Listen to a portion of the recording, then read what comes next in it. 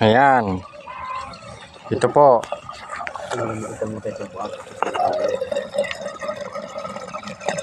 Ito po ay isang butas na kung saan hinihigop na yung tubig sa ibabaw.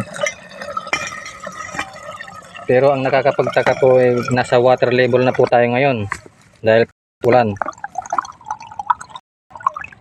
Yan po siya.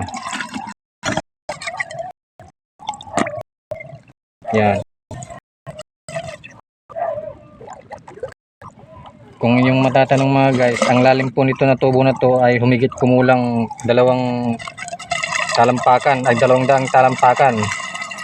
Kasi nasa mahigit siyam na tubo po ito. Kaya yun po. Pero bakit nagkaganon? Nasa water level po tayo. At hinihigop niya pa rin sa ilalim yung tubig dito sa bukid. Ayan po yan. Po, tinatali po namin ang aming palayan dahil po sa malakas na hangin at ulan nagsabay po. Ito ay natumba.